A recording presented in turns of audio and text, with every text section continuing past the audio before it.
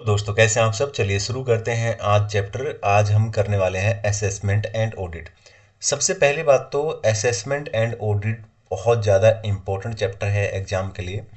और इस चैप्टर के अंदर सिर्फ 9 क्वेश्चन दे रखे हैं। अगर ये 9 क्वेश्चन आप लोग कर लेते हैं तो इसमें स्टडी मैट के सारे क्वेश्चन आ जाएंगे, ठीक है ना। इसके साथ साथ मैं आपको कैसे कैसे क्वेश्चन पेपर में आते हैं, ठीक है, हर एक टॉपिक जो इम्पोर्टेंट है एग्जाम के लिए और बहुत डिटेल में बढ़िया से आपको मैं कराने वाला हूँ। ये करने के बाद आप सारे क्वेश्चन, चाहे वो कंपाइलर के हों, कहीं के भी क्वेश्चन हो, सब कुछ आप निकाल पाएंगे, ठीक है। तो ये एकदम बिल्कुल आपको और अभी रटा जाएगा, बिल्कुल आज की क्लास में ही असेसमेंट एंड ऑडिट आपको याद हो जाएगा, ठीक है ना। ये मेरी गारंटी है, बस वीडियो को ध्यान से और लास्ट तक देखना है, ठीक है।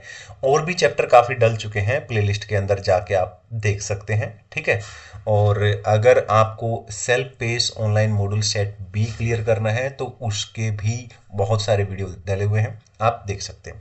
तो चलिए शुरुआत करते हैं। चैप्टर का नाम है असेसमेंट एंड ऑडिट। पहली बात, क्या ये इंपॉर्टेंट है एग्जाम के लिए? बहुत ज़्यादा इंपॉर्टेंट है, ठीक है। दूसरी बात, सर हमें कितने क्वेश्चन पढ़ने हैं इसके अंदर? तो दोस्तों इसके अंदर सिर्फ 9 क्वेश्चन है जो आपको पढ़ने हैं। सबसे पहला पॉइंट यहां पर जो हमें पढ़ना है वो है इंट्रोडक्शन। इंट्रोडक्शन के अंदर क्या बता रखा है? इंट्रोडक्शन के अंदर चैप्टर का नाम क्या है? Assessment and audit. तो पहले तो हमें पता होना चाहिए कि भैया असेसमेंट का मतलब क्या होता है। असेसमेंट का मतलब होता है टैक्स लायबिलिटी डिटरमाइन करना, इसको बोलते हैं बस असेसमेंट, ठीक है। तो क्लियर है। अब आते हैं सवाल कि सर ऑडिट का मतलब क्या होता है? तो ऑडिट का मतलब होता है, ठीक है, क्या रिकॉर्ड, रिटर्न या डॉक्यूमेंट्स वगैरह को एग्जामिन करना। ये मैंने नीचे दे रखा है यहीं पर, ठीक है ना। तो ऑडिट का मतलब क्या होगा, ठीक है ना, रिकॉर्ड वगैरह, डॉक्यूमेंट वगैरह, रिटर्न वगैरह को एग्जामिन करना क्या होता है?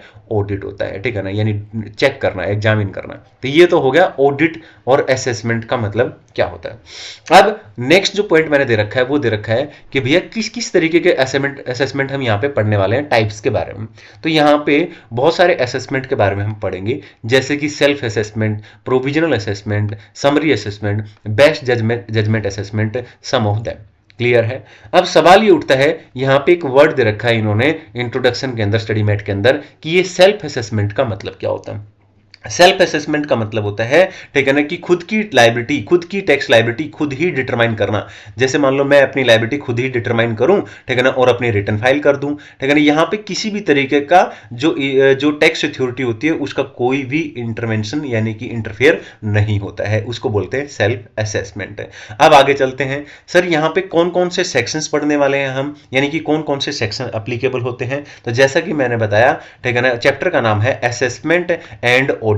तो असेसमेंट के अंदर दे रखे हैं ये सेक्शन 59 से लेके 64, 59, 60, 61, 62, 63, 64। और ऑडिट के ऊपर है ये 2 सेक्शन 65 एंड 66। हर एक क्वेश्चन एग्जाम के लिए इंपॉर्टेंट है, बहुत ढंग से आपको पढ़ना है। आई होप क्लियर है। तो ये था आपका, ठीक है ना, इंट्रोडक्शन। तो एक बार दोबारा देख लेते हैं। तो इंट्रोडक्शन में हमने मोटा मोटा क्या पढ़ा, एक बार दोबारा देख लेते हैं। तो इंट्रोडक्शन में हमने पढ़ा कि असेसमेंट एंड ऑडिट। तो असेसमेंट का मतलब क्या होगा? Determination of tax liability. Audit का मतलब क्या होगा? Examination of record. उसके बाद हमने क्या पढ़ा, किस किस तरीके के असेसमेंट यहां पे पढ़ेंगे, उसकी टाइप। सेल्फ असेसमेंट क्या होता है? खुद की टैक्स लायबिलिटी खुद ही डिटरमाइन करना, रिटर्न फाइल करना, यहां पे किसी भी तरीके की, ठीक है ना, जो टैक्स अथॉरिटी है उसका इंटरफेयर नहीं होता। उसके बाद हमने पढ़ा कि किस किस तरीके के सेक्शन यहां पे इन्वॉल्व है, यानी कौन कौन से सेक्शन यहां पे एप्लीकेबल है। तो असेसमेंट एंड ऑडिट, तो असेसमेंट के ऊपर जो है सेक्शन 59 से लेके 64 तक है, और ऑडिट के ऊपर 65 एंड 66 सेक्शन है। आई होप क्लियर, इंट्रोडक्शन अच्छे से याद भी हो गया होगा, बिल्कुल ठीक है सर, याद होगा, ठीक है। चलिए आगे चलते हैं। अब हम पढ़ते हैं नेक्स्ट पॉइंट।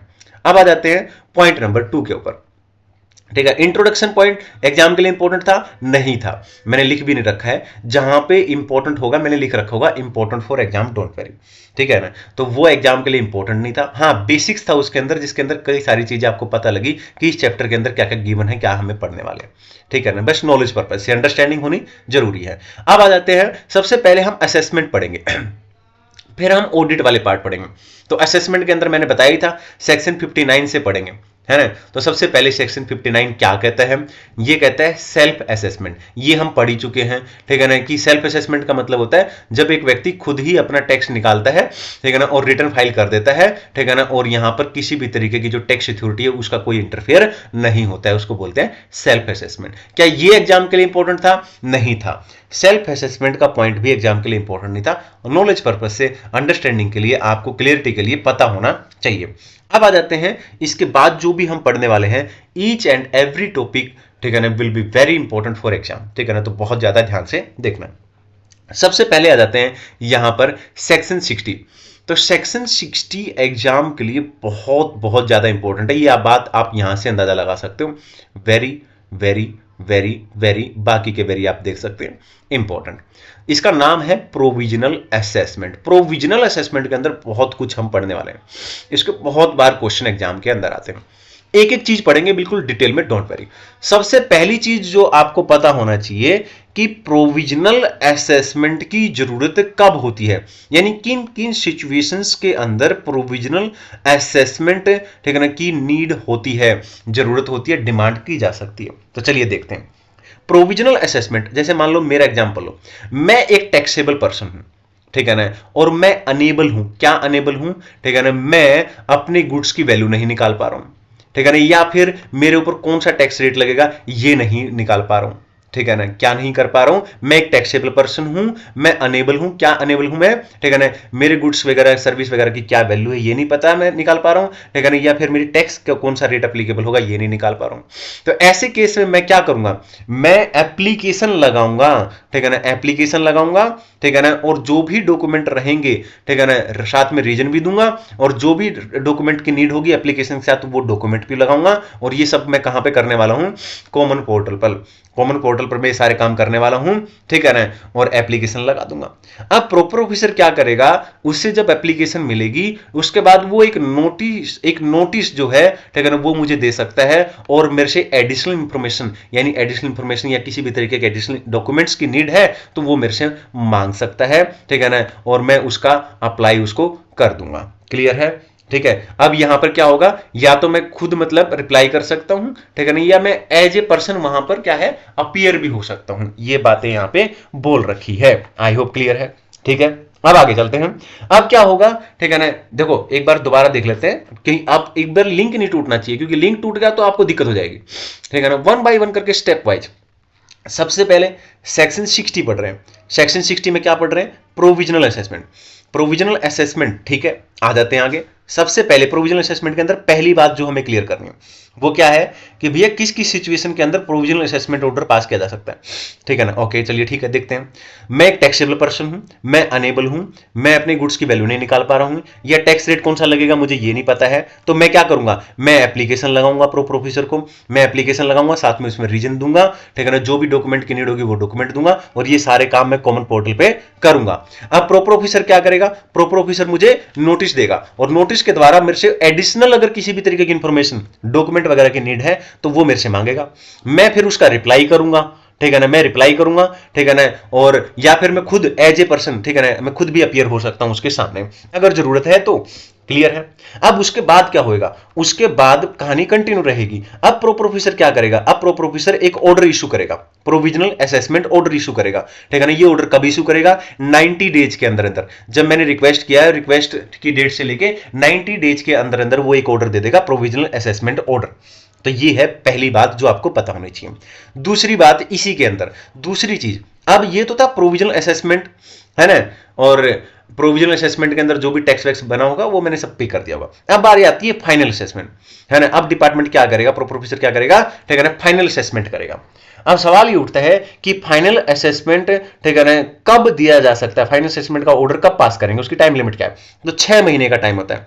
यानी जब प्रोविजनल असेसमेंट का जो ऑर्डर है उसकी जो डेट है वहां से 6 महीने के अंदर अंदर फाइनल असेसमेंट का ऑर्डर, ठीक है ना, पास किया जाएगा। लेकिन अगर सफिशिएंट कॉज है, ठीक है ना, और जो भी रीजन रहा है उसको राइटिंग में रिकॉर्ड करके, ठीक है ना, टाइम लिमिट को एक्सटेंड भी किया जा सकता है। और एक्सटेंड कितना किया जा सकता है? अगर ज्वाइंट कमिश्नर है और एडिशनल कमिश्नर है तो ये लोग कर सकते हैं 6 महीने तक, वहीं पर अगर कमिश्नर है तो 4 साल तक, ठीक है ना, एक्सटेंड कर सकता है। आई होप क्लियर है। ये था फाइनल असेसमेंट ऑर्डर का टाइम लिमिट। 6 महीने का टाइम लिमिट है नॉर्मली फाइनल असेसमेंट ऑर्डर का, ठीक है ना। प्रोविजनल असेसमेंट ऑर्डर की जो डेट है वहां से 6 महीने के अंदर अंदर फाइनल असेसमेंट ऑर्डर पास किया जाएगा प्रोपर ऑफिसर के द्वारा पहली बार।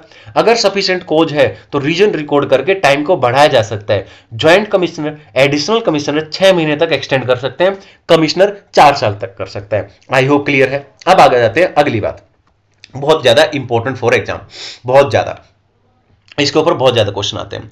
अब सवाल यह है कि मान लो फाइनल असेसमेंट ऑर्डर पास किया गया और प्रोविजनल असेसमेंट ऑर्डर भी पास हो चुका था पहले, है ना, ओके। अब प्रोविजनल असेसमेंट ऑर्डर के अंदर जो मैंने टैक्स दिया और फाइनल असेसमेंट ऑर्डर जब आया उसमें टैक्स ज्यादा था, ठीक है ना। अब उसमें अमाउंट ज्यादा था और मैंने कम दिया है, ठीक है, यानी कि फाइनल असेसमेंट ऑर्डर के अंदर मेरी लायबिलिटी ज्यादा दिखा रही है और प्रोविजनल के अंदर मैंने कम दिया है। तो ऐसे केस में मुझे इंटरेस्ट पे करना पड़ेगा। और किस रेट से पे करना पड़ेगा दोस्तों? 18% के रेट से मुझे इंटरेस्ट देना पड़ेगा। और ये 18% का जो रेट है ये कहां से लगेगा, डेट क्या रहेगी, ठीक है ना। सबसे पहले जो टैक्स पे करने की डेट है ना, उसके हिसाब से ड्यू डेट निकाल लूंगा। ड्यू डेट के अगले दिन से लेके जब तक एक्चुअल पेमेंट की डेट है वहां तक, हालांकि इसके ऊपर हम प्रैक्टिकल क्वेश्चन करेंगे, डोंट वेरी। चलिए आगे चलते हैं। अब ऐसा भी तो हो सकता है ना क्या कि प्रोविजनल असेसमेंट के अंदर मैंने टैक्स ज्यादा दिया हो और फाइनल असेसमेंट के अंदर टैक्स कम बना हो, तो ऐसे केस में मेरा रिफंड बन जाएगा और उस केस में मेरा इंटरेस्ट मुझे मिलेगा। ऊपर मैं इंटरेस्ट दूंगा, यहां पे इंटरेस्ट मेरे को मिलेगा किस रेट से? 6% के रेट से, ठीक है ना। और ये इंटरेस्ट कब से कैलकुलेट होगा, ठीक है ना? ये इंटरेस्ट कैलकुलेट होगा आफ्टर एक्सपायरी ऑफ 60 डेज, 60 दिन एक्सपायर होने के बाद। फ्रॉम कहां से? Receipt of refund application. जब मैंने रिफंड बनाया है अगर, तो रिफंड के लिए मुझे क्या करना पड़ेगा? पहले एप्लीकेशन लगानी पड़ेगी। तो रिफंड की जो एप्लीकेशन लगाई है वहां से 60 दिन ले लो, 60 दिन के बाद उस 60 दिन एक्सपायर हो गए, 61वें दिन से लेके जो डेट ऑफ रिफंड है वहां तक जो डेट है, ठीक है ना, उतने नंबर ऑफ डेज पे, ठीक है ना, क्या है? इंटरेस्ट मुझे मिलने वाला है 6% के रेट से। हालांकि ये दोनों बातें और ज्यादा क्लियर करने के लिए मैं आपको एक प्रैक्टिकल क्वेश्चन भी कराऊंगा। अब नेक्स्ट पॉइंट इसके अंदर जो हमें सीखना है वो है furnishing of bond and security. देखिए, अगर मैं प्रोविजनल बेसिस पर टैक्स पे करना चाहता हूं तो ये टैक्स तभी अलाउड होगा, मुझे क्या करना पड़ेगा, ठीक है ना। अगर मैं प्रोविजनल बेसिस पर टैक्स पेमेंट करना चाहता हूं तो कर सकता हूं, लेकिन ये तभी अलाउड होगा, उससे पहले मुझे क्या करना पड़ेगा? Bond with security, bond with security मुझे क्या करना पड़ेगा? एग्जीक्यूट करना पड़ेगा, ठीक है ना। अब सवाल ये उठता है कि सर ये बॉन्ड और सिक्योरिटी से हम क्या समझते हैं यहां पे, यानी बॉन्ड का मतलब क्या है और सिक्योरिटी का क्या मतलब है यहां पे? तो बॉन्ड का मतलब है एक ऐसा डॉक्यूमेंट जिसमें मैं ये एग्री करूंगा कि भैया अगर किसी भी तरीके का टैक्स का डिफरेंस आया बाद में तो मैं पे कर दूंगा, बिल्कुल चिंता मत करो। और सिक्योरिटी का मतलब यहां पे ये है कि बैंक के फॉर्म में गारंटी देनी पड़ेगी मुझे, ठीक है ना। प्रॉपर ऑफिसर जो है, जो अमाउंट प्रॉपर ऑफिसर को लगता है, जो उसको सही लगता है, वो अमाउंट बैंक की गारंटी के फॉर्म में मुझे सिक्योरिटी के रूप में फर्निश करनी पड़ेगी, subject to maximum 25% of bond amount. बोलो क्लियर है? ओके। अब अगला पॉइंट जो इसके अंदर लास्ट पॉइंट आपको सीखना है ये है रिलीज ऑफ सिक्योरिटी। सिक्योरिटी की हमने बात कर ली, मैंने सिक्योरिटी दे दी, है ना। अब सवाल ये उठता है कि क्या मेरी सिक्योरिटी वापस मिलेगी मुझे? क्या प्रॉपर ऑफिसर मेरी सिक्योरिटी को रिलीज कर देगा? बिल्कुल कर देगा। कब कर देगा? अगर एप्लीकेंट यानी कि मैं क्या करता हूं? एप्लीकेशन फाइल करता हूं। किस चीज के लिए? अगर मुझे सिक्योरिटी छुड़वानी है तो मुझे एक एप्लीकेशन लगानी पड़ेगी, ठीक है ना। फाइनल असेसमेंट ऑर्डर के बाद एप्लीकेशन लगानी पड़ेगी। फिर प्रॉपर ऑफिसर क्या देखेगा? प्रॉपर ऑफिसर ये देखेगा कि फाइनल असेसमेंट के अंदर जो अमाउंट था क्या इस बंदे ने वो पूरा का पूरा पे कर दिया है। अगर पे कर दिया है तो फिर वो ऑर्डर दे देगा, ठीक है ना। समझ रहे हो? ठीक है ना। जब उसको एप्लीकेशन, ठीक है ना, एप्लीकेशन की जो डेट है, जब उसको एप्लीकेशन मिला है, ठीक है ना, date of receipt of application, वहां से 7 दिन के 7 वर्किंग डेज होने चाहिए, 7 वर्किंग डेज के अंदर अंदर वो ऑर्डर दे देगा, ठीक है ना। कोई दिक्कत नहीं है, वो सिक्योरिटी रिलीज करने का ऑर्डर दे देगा। आई होप क्लियर है। तो ये था बहुत ही ज्यादा सुंदर क्वेश्चन और बहुत ज्यादा important, one of the most important question of this chapter. तो चलिए अब कंटिन्यू करते हैं और आगे चलते हैं। एक क्वेश्चन देखने वाले हैं यहाँ पे, ये क्वेश्चन देखते हैं। सीए फाइनल एग्जाम नवंबर 2018 के अंदर ये क्वेश्चन है, वहां से मैंने इसको उठाया, ठीक है ना। तो दिव्य ट्रेडर करके यहां पर है obtain permission for provisional assessment and supplied 3 consignment. कितने कंसाइनमेंट है? ठीक है ना, 3 कंसाइनमेंट है और प्रोविजनल असेसमेंट की बात कर रहा है। ठीक है, और फर्निश, ठीक है, और डेट क्या है यहाँ पे? डेट है 28 अप्रैल 2000 समथिंग कुछ भी है यहाँ पे। ठीक है, तो 28 अप्रैल है, तो 28 अप्रैल के हिसाब से पहले तो इसकी ड्यू डेट, जैसा कि मैंने आपको बताया था ड्यू डेट, तो ड्यू डेट हो जाएगी, अगला महीना हो गया अप्रैल के बाद मई, 20 मई। आगे, the tax payment on the provisional basis was made in respect of all 3 consignment. ठीक है, तीनों के तीनों कंसाइनमेंट प्रोविजनल बेसिस पे टैक्स पे किए जाएंगे। ठीक है ना, 20 में। ठीक है, कंसिक्वेंट, ठीक है, to final assessment order pass by assistant commissioner on final assessment order कब पास किया गया? 21 जून को। ठीक है ना, और टैक्स बताया गया है 1,20,000 और 1,50,000 बिकम रिफंडेबल। रिफंड बता रखा है, ये कह रहा है कि भैया रिफंड बन गया है, फर्स्ट और थर्ड कंसाइनमेंट पर रिफंड बन गया है। ठीक है ना, और 1,20,000 सेकंड कंसाइनमेंट पे ड्यू है। ठीक है ना, तो यहां पे रिफंड बना है दोस्तों, यहां पे मुझे पे करना है। ठीक है ना, यहां पे इतना अमाउंट रिफंड बना है 2 कंसाइनमेंट पे, और यहां पे इतना मुझे पे करना है। तो चलिए, ठीक है, इंटरेस्ट की कैलकुलेशन पूछेगा ये एक तरीके से, हमसे समझ जाओ। दिवे ट्रेडर अप्लाइज फॉर रिफंड, मैंने रिप्लाई भी कर दिया। ठीक है ना, मतलब दिवे ट्रेडर ने रिप्लाई कर दिया रिफंड के लिए, फर्स्ट एंड थर्ड कंसाइनमेंट के लिए। ठीक है ना, 12 जुलाई को, और टैक्स का जो ड्यू बनता था सेकंड कंसाइनमेंट पे वो भी पे कर दिया गया है सेम डेट पे, तो सेम डेट है दोनों के लिए 12 जुलाई, ये बात ध्यान रखना। आगे चलते हैं, the tax was actually refunded कब हुआ है? ठीक है ना, फर्स्ट कंसाइनमेंट के लिए 8 सितंबर है, अलग डेट है, और थर्ड कंसाइनमेंट के लिए 18 सितंबर है।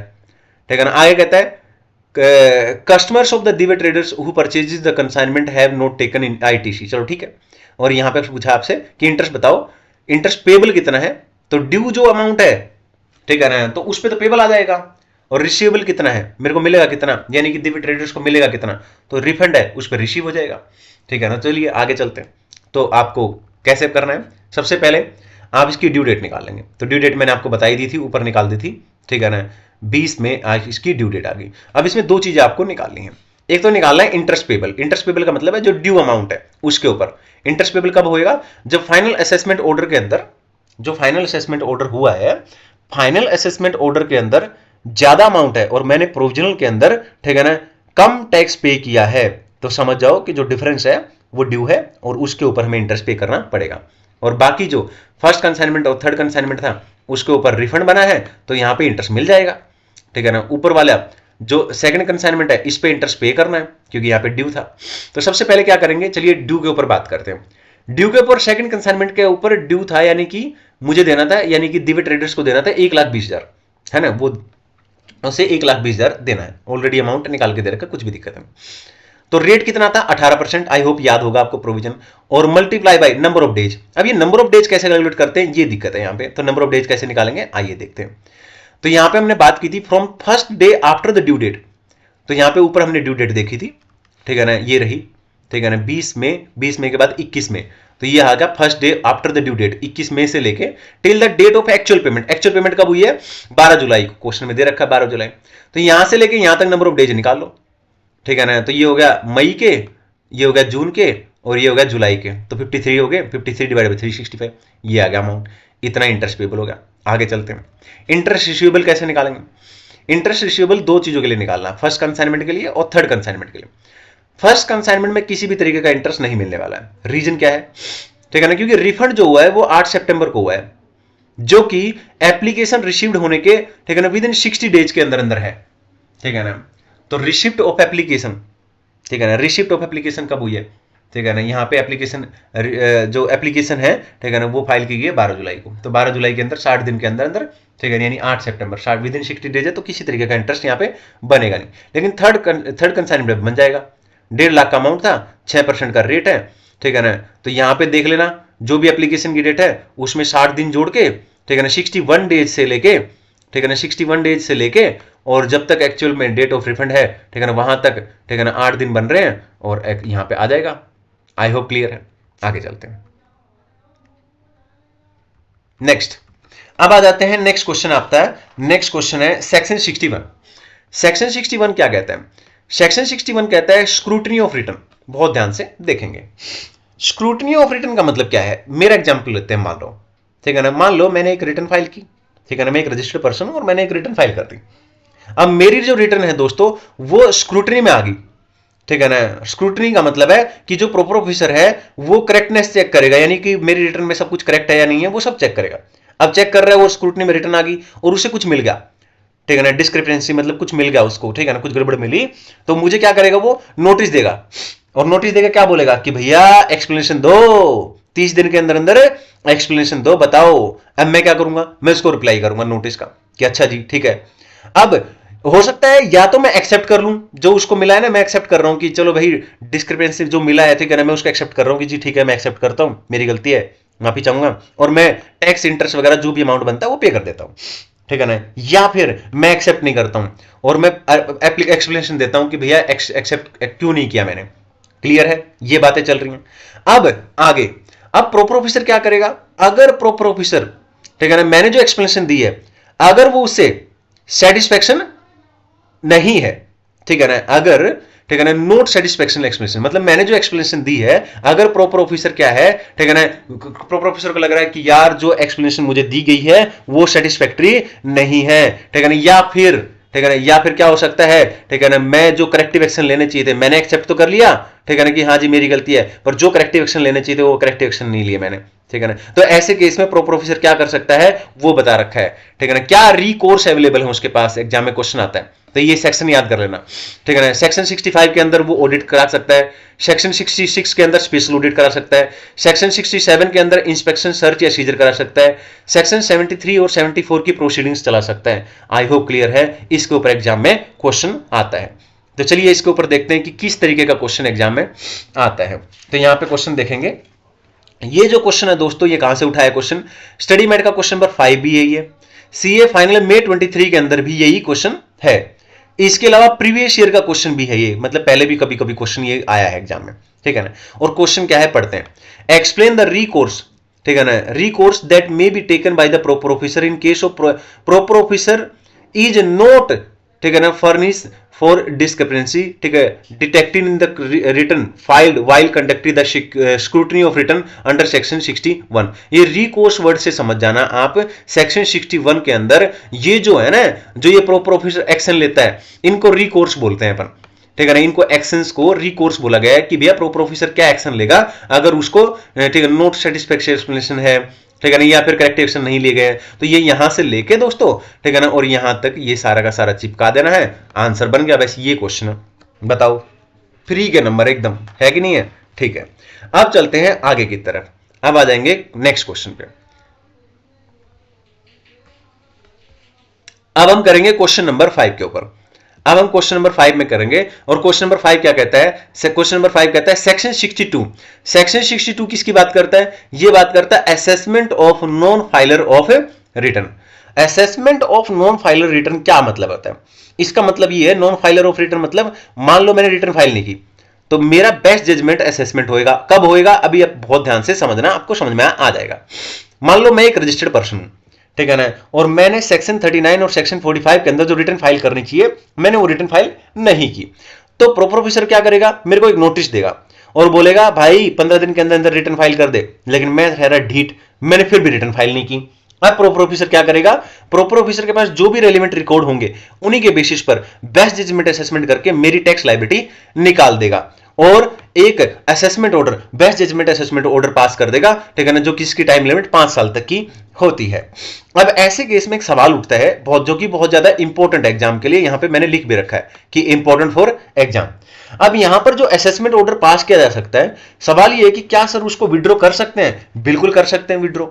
अब यहां पर असेसमेंट ऑर्डर विड्रॉ कब होएगा, दो बातें हो सकती हैं, ठीक है ना, where registered person furnish a valid return, ठीक है ना, for default period within 60 days, यानी जब असेसमेंट ऑर्डर पास किया गया, best judgement assessment order pass किया गया, उसके 60 दिन के अंदर अंदर या तो मैं वैलिड रिटर्न फाइल कर देता हूं या फिर वैलिड रिटर्न मैं फाइल नहीं करता हूं। दो केस हैं, अगर मैं 60 दिन के अंदर अंदर, ठीक है ना, जो best judgement assessment order pass किया गया है उसके 60 दिन के अंदर अगर मैं एक वैलिड रिटर्न फाइल कर देता हूं उस डिफॉल्ट पीरियड के लिए, तो जो असेसमेंट ऑर्डर पास किया गया वो ऑटोमेटिकली विड्रॉ हो जाएगा, ठीक है ना। लेकिन यहां पर मेरी जो इंटरेस्ट प्लस में लेट फी की जो भी लायबिलिटी है, ठीक है ना, वो लायबिलिटी कंटिन्यू रहेगी, वो तो मुझे पे करना ही पड़ेगा।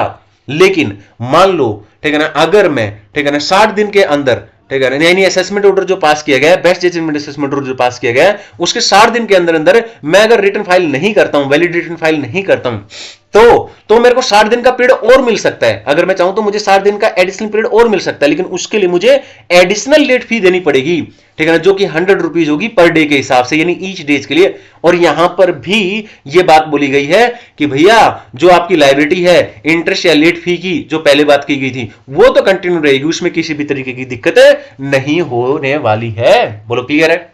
आगे चलते, मजा आ रहा होगा एकदम, साथ साथ में याद हो रहा होगा, 2-3 बार सुन लो अभी याद हो जाएगा।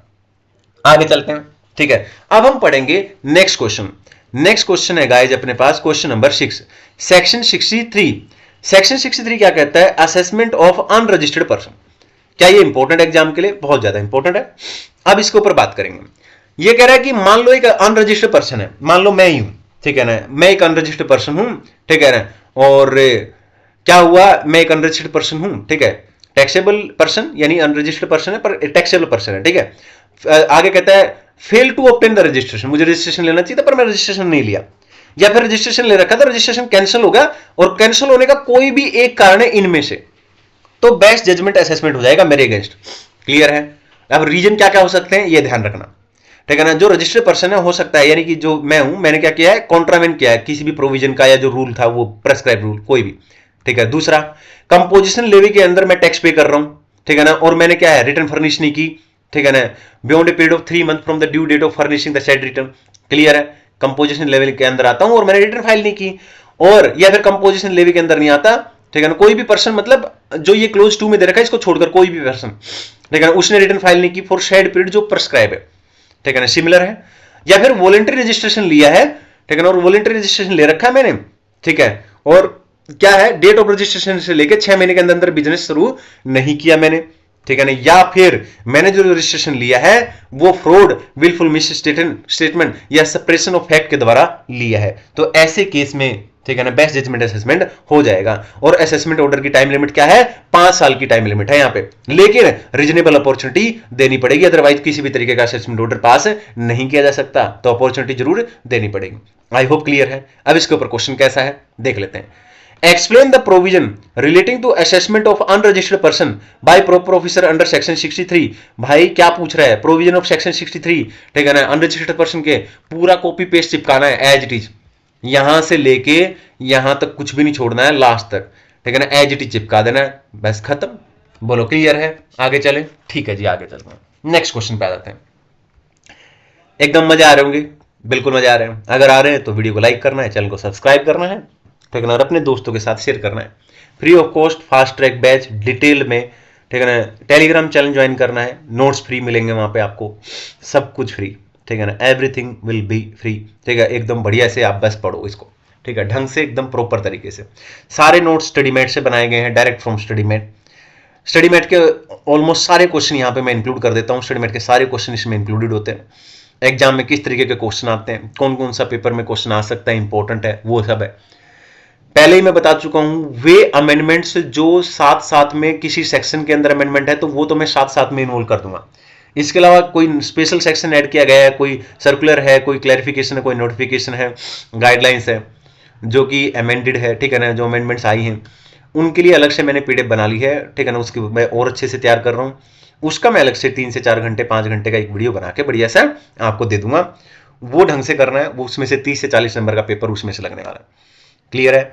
पेपर करने का मतलब पेपर जो है आईडीटी का, उसको पढ़ने का तरीका क्या है, अगर अभी भी आपको नहीं पता है और आपने कोचिंग नहीं ली है, आप चाहते हैं कि भैया मैं पढ़ लूँ, ठीक है ना, अब कोचिंग का भी टाइम नहीं है, तो आप मेरे वीडियो रेफर करें, ठीक है ना। बस आपको एक काम करना है, क्या, जैसे ही आप मेरा वीडियो देखते हो, ठीक है, आपको स्टडी मैट उठाना है, आपको कंपाइलर उठाना है किसी भी टीचर का। स्टडी मैट के अंदर जितने भी क्वेश्चन है प्रैक्टिकल, चाहे इलिस्ट्रेशन में, चाहे टेस्ट योर नॉलेज के, सारे चेक करो।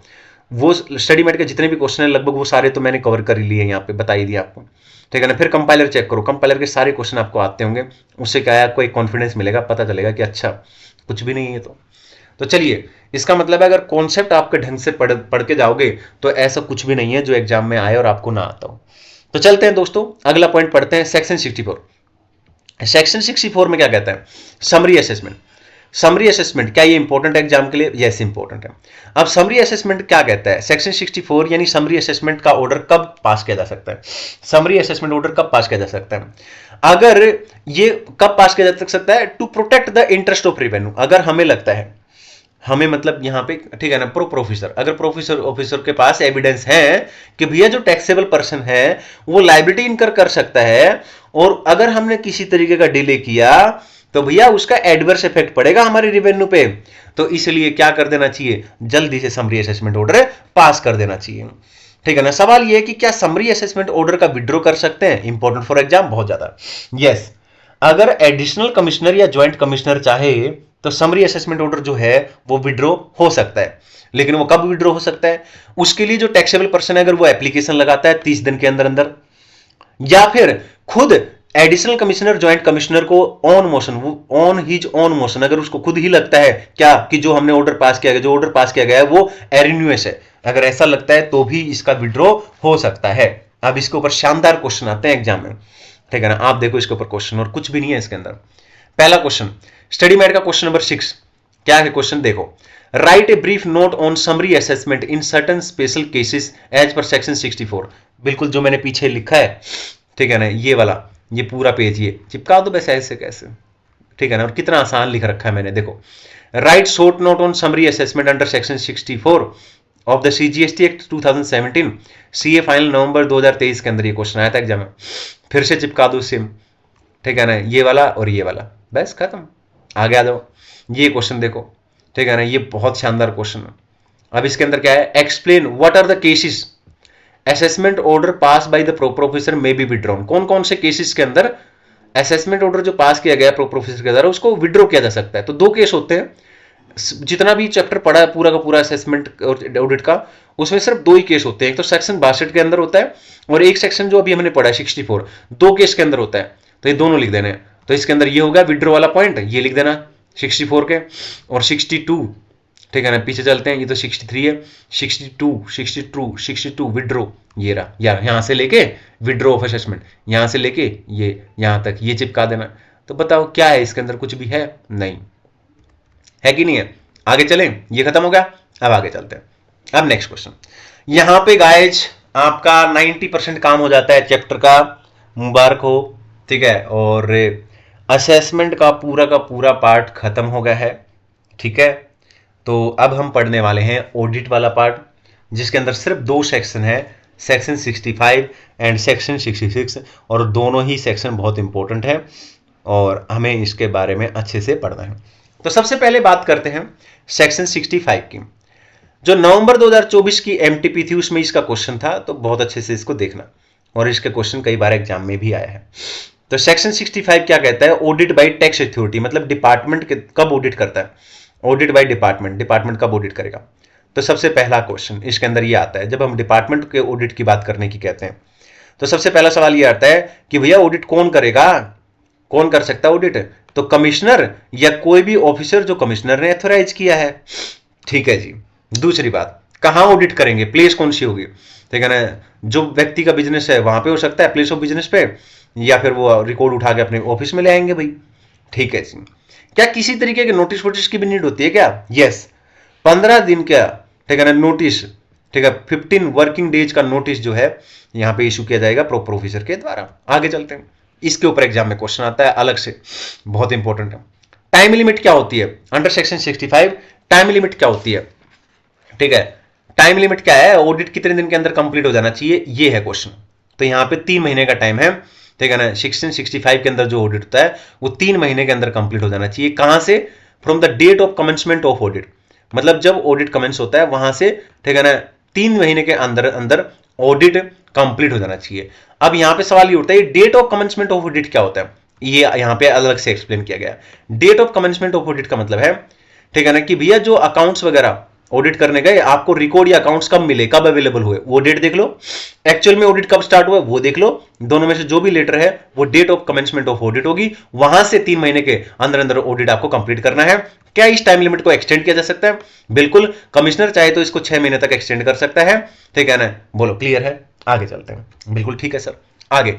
अब कंक्लूजन क्या निकलता है इसका? कंक्लूजन की बात कर लेते हैं, ठीक है ना। ऑडिट का कंक्लूजन देखो, कंक्लूजन में ये कहता है कि जो प्रॉपर ऑफिसर है वो 30 दिन के अंदर अंदर, ठीक है ना, 30 दिन के अंदर अंदर इन्फॉर्म करेगा, ठीक है ना, जिस भी व्यक्ति का ऑडिट किया गया है उसको इन्फॉर्म करेगा कि भैया आपकी ये फाइंडिंग्स मिली हैं, हमें ये चीजें मिली हैं और ये रीजंस हैं फाइंडिंग्स के पीछे। ठीक है जी, रिजल्ट क्या रहेगा ऑडिट का? अब अगर मिलता है, क्या मिलता है, अगर, ठीक है ना, डिपार्टमेंट ऑडिट करता है और वो डिटेक्ट कर लेता है डिपार्टमेंट कि भैया आपने टैक्स पे नहीं किया, आपने शॉर्ट पे किया, टैक्स एरिन्यूअसली रिफंडेड है, आईटीसी रोंगली अवेल्ड है, आईटीसी रोंगली यूटिलाइज्ड है, ठीक है ना, तो क्या होएगा? तो डिपार्टमेंट क्या करेगा, यानी कि प्रॉपर ऑफिसर क्या करेगा? सेक्शन 73 सेक्शन 74 की प्रोसीडिंग चला देगा। बोलो क्लियर है? आई होप क्लियर है। आगे चलते हैं, अब हम पढ़ेंगे सेक्शन 66। आगे चलते हैं, सेक्शन 66 क्या इंपॉर्टेंट है? यस, ये भी इंपॉर्टेंट है। ये है स्पेशल ऑडिट। सबसे पहला सवाल यहां पे उठता है कि स्पेशल ऑडिट कब हो सकता है, ठीक है ना, कब जरूरत है special audit?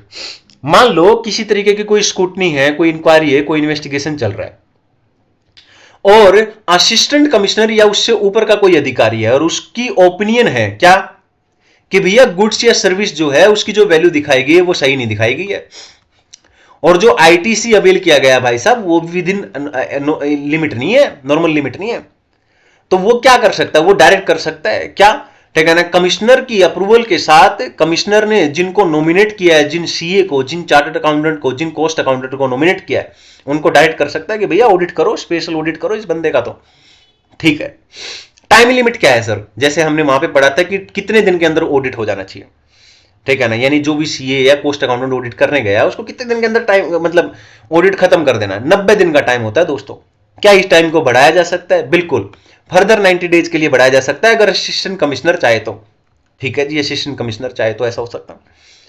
Who will bear the expense? सबसे बड़ा सवाल पैसे की, कि भैया खर्चा कौन बनाएगा, तो खर्चा कौन पे करेगा? कमिश्नर जो होता है वही डिटरमाइन खर्चा और वही पे भी करता है। अब यहां पे भी कंक्लूजन बात करेंगे जैसे हमने पिछले सेक्शन में बात की थी। यहां पे जो जिस व्यक्ति का ऑडिट हो रहा है उसको एक अपॉर्चुनिटी दी जाएगी और उसको इंफॉर्मेशन भी दी जाएगी, उसको इन्फॉर्म किया जाएगा उसकी जो भी फाइंडिंग्स रहेंगी, और बाद में जो रिजल्ट है स्पेशल ऑडिट का वो देखा जाएगा कि क्या इस वजह से है, जो यानी कि डिटेक्ट क्या हुआ है, ठीक है ना, वही चीजें जो हमने पहले पढ़ी थी, tax not paid, short paid, erroneously refunded, ITC, ये सब। तो क्या होएगा? उसके अगेंस्ट सेक्शन 73 और सेक्शन 74 की प्रोसीडिंग चला दी जाएगी। अब यहां पे एक क्वेश्चन दे रखा है जो एग्जाम में पूछा गया, आइए चलते हैं। Explain the difference between the audit by the tax authority under section 65 and special audit under section 66। तो यहां पे आई होप क्लियर है। सेक्शन 65 भी हमने पढ़ लिया है, सेक्शन 66 भी पढ़ लिया है, दोनों के बीच में डिफरेंस बताना है। तो ये है एग्जाम का क्वेश्चन है प्रीवियस ईयर का, और प्रीवियस ईयर की एमटीपी का भी क्वेश्चन है। तो यहां पे दोस्तों चैप्टर कंप्लीट हो जाता है एकदम डिटेल में, स्टडी मैट के सारे क्वेश्चंस के साथ, ठीक है ना, एंड कंप्लीट नोट्स के साथ, डिटेल्ड नोट्स के साथ, ठीक है। और कंप्लीट आप इसको 2-3 बार सुन लो, फिर कोई भी एक कंपाइलर उठाओ, उसके सारे क्वेश्चन कर डालो, ठीक है ना। इसके बाद आपने पता क्या करना, जैसे ही मेरा वीडियो देखो ना, जैसे ही वीडियो देख लिया आपने, आप अपने पास एक स्टडी मैट रखो, किसी भी सर का कंपाइलर खरीद लो, वो रखो, है ना। अब आप क्या करो, सबसे पहले ये देखो स्टडी मैट के सारे जो क्वेश्चन हैं, जो कंपाइलर आपने खरीदा उस कंपाइलर में हैं, अगर हैं चैप्टर के, ठीक है ना, तो फिर स्टडी मैट को हटा दो, उस चैप्टर के लिए काट दो कि भैया इसके सारे क्वेश्चन कंपाइलर में।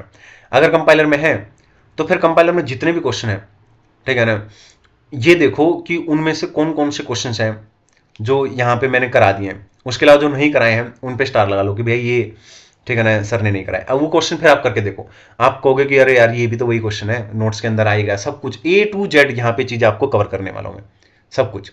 तो चलिए आज के लिए इतना ही, बहुत मेहनत से वीडियो बनाया है, ठीक है ना। वीडियो बनाने में बहुत टाइम लगता है यार, ठीक है, 3 से 4 दिन के अंदर नोट्स बनते हैं, ठीक है, तब जाके मैं वीडियो रिकॉर्ड करता हूँ, फिर उसको एडिट करता हूँ, बनाता हूँ ढंग से, ये वो, है ना।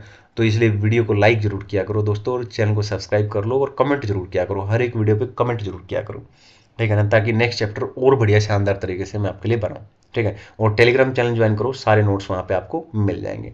किसी भी तरीके की गाइडेंस है की नीड है, अगर लगता है कि बहुत ज़्यादा डीमोटिवेट हो रखे हो, ठीक है, तो आप मुझे कॉल भी कर सकते हो, डोंट वेरी, ठीक है ना। हो सके तो संडे को कॉल करो, ठीक है, लेकिन फिर भी अगर आप संडे को नहीं, किसी और दिन आपको लगता है कि नहीं, बीच में आपको बहुत लो फील हो रहा है, मोटिवेट नहीं हो पा रहे हो काम को करने के लिए, होता है, ये सबके साथ होता है, कभी कभी तो ठीक है ना, लगता है कि यार पढ़ने का ही नहीं मन है कुछ भी, तो आप एक बार मुझे कॉल कर सकते हो। ठीक है, आपको किसी भी तरीके की गाइडेंस है, मैं ज़रूर आपसे बात करूँगा, और आप देखोगे कि बहुत ज़्यादा आपको फ़ायदा मिलेगा। ठीक है, और चैनल को ज़रूर सब्सक्राइब कर लेंगे दोस्त, अपने सभी दोस्तों के साथ शेयर करेंगे प्लीज़। Thank you.